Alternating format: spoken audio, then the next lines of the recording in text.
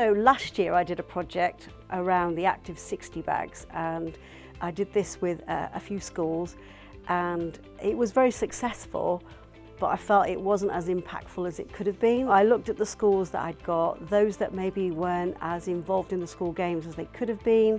The first thing that we did was to survey the parents.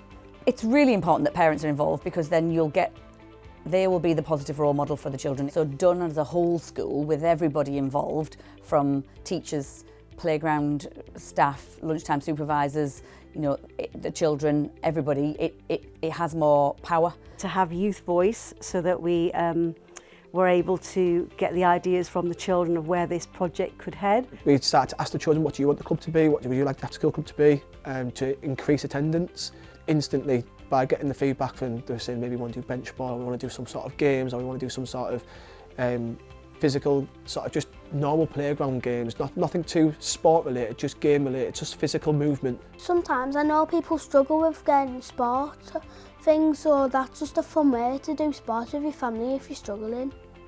So the main barrier for the children in my academy will be cost sometimes, and parental time and involvement. If you want buy-in from the children, you need buy-in from the parents. Children see their parents being actively involved in sports, it tends to follow that they want to be part of that. During the Get Active Together Day, where the parents were engaging with us, when they first arrived at the day, they were very reticent to take part. You could see that they were closed off, but by the end of the session, you could see that they were fully engaged in the activities. The best thing for me was that there were loads of smiling faces, and that even if the children were not with the adults were still playing because they wanted to play. By giving free access in our schools, we were then able to give them free sessions outside of school. Families then adjusted to it, they saw the benefits of it, and then it got a bit more buy-in from the community and a bit more buy-in from the schools.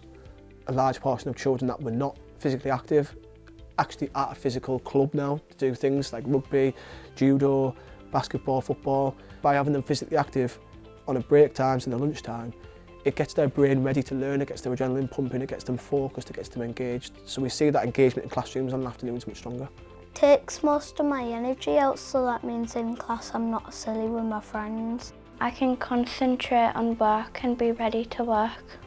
There was less conflict on the playground because they'd all been working as a team.